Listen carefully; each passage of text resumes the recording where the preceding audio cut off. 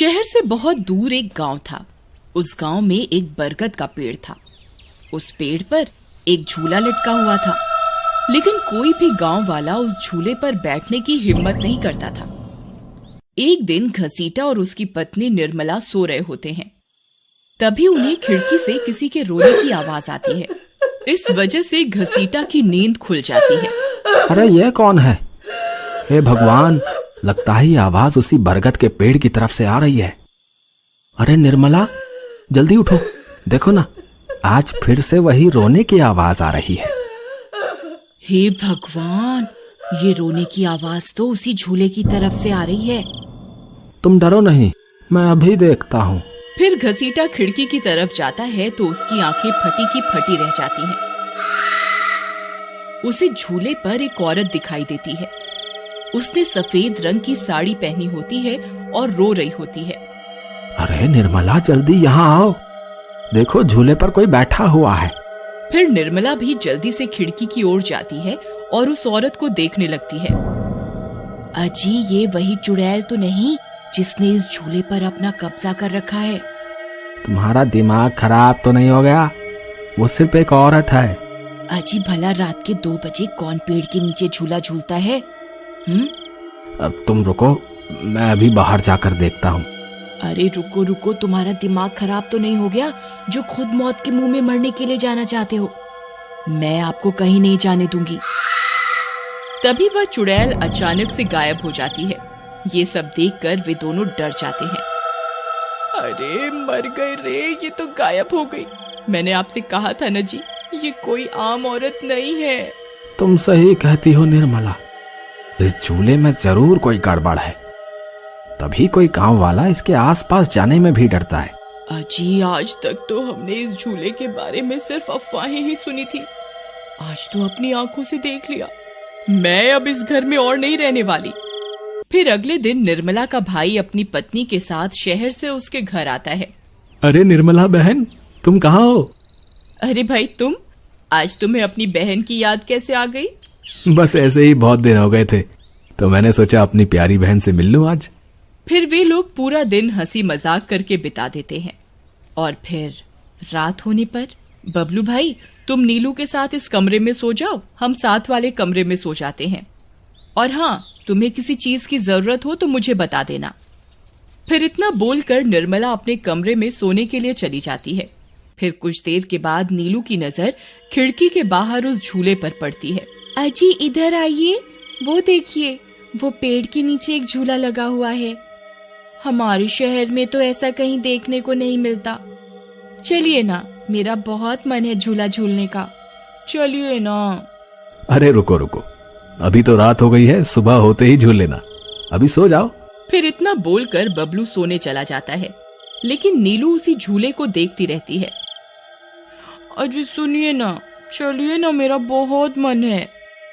लेकिन बबलू नीलू की बात को अनसुना कर देता है और सो जाता है। फिर नीलू सोचती है, अरे ये झूला तो एकदम घर के पीछे ही है, मैं खुद ही चली जाती हूँ। फिर इतना सोचकर नीलू घर से अकेले ही निकल पड़ती है और सीधा उस झूले के पास पहुंच जाती है। अरे वाह, जैसा मैंने सोचा था ये तो बिल्कुल वैसा ही निकला। आज तो मजा ही आ गया। फिर नीलू उस झूले पर बैठ जाती है और झूला झूलने लगती है और गाना गाने लगती है। पंछी बनूं उड़ती फिरूं मस्त गगन में, आज मैं आजाद हूँ दुनिया के चमन में।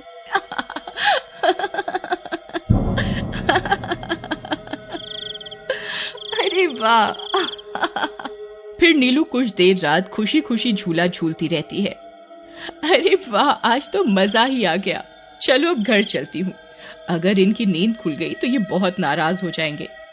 फिर जैसे ही नीलू उस झूले से उतरने लगती है तो उसे महसूस होता है कि किसी ने उसे पकड़ कर रखा है और वो झूले से नीचे नहीं उतर पा रही।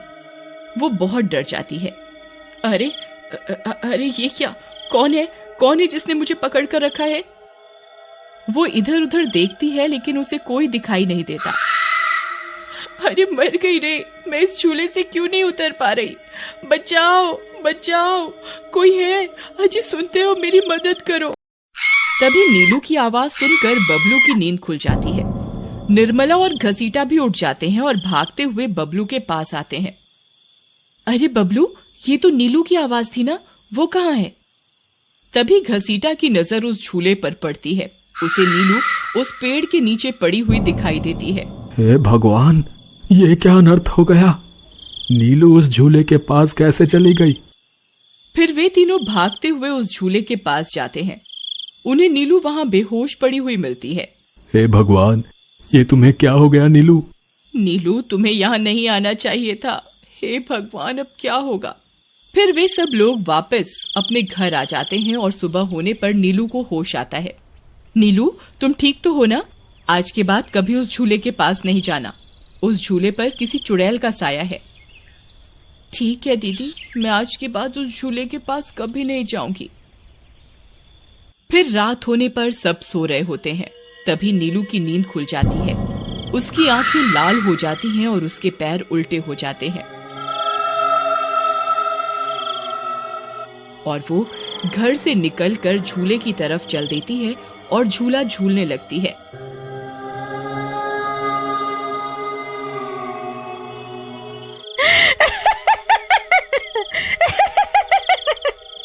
उसकी हंसी सुनकर उन सब की नींद खुल जाती है।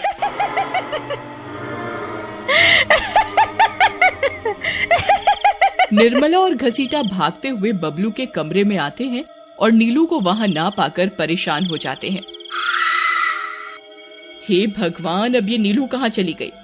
फिर वे सब खिड़की से झांक कर देखते हैं तो उनकी आंखें फटी की फटी रह जाती हैं। नीलू झूला झूल रही होती है। अरे मर गए रे, ये नास मीठी तो फिर से झूला झूलने चली गई। अरे बेवकूफ बबलू, अपनी पत्नी को संभाल कर नहीं रख सकता क्या? देख, तेरी पत्नी आधी रात को कैसे झूला झूल रही है। दीदी, मुझे माफ कर दो। मैंने इसे समझाया भी था कि उस झूले की तरफ कभी मत जाना। अरे जल्दी चलो, हमें अभी नीलू के पास जाना होगा, कहीं कोई अनर्थ ना हो जाए। फिर वे तीनों भागते हुए उस झूले के पास पहुंच जाते हैं। ए नास मीठी नीलू, चल जल्दी से इस झूले से नीचे उतर। तुझे कल भी समझाया था ना, इस झूले की तरफ नहीं जाना। एक बार में समझ नहीं आता क्या?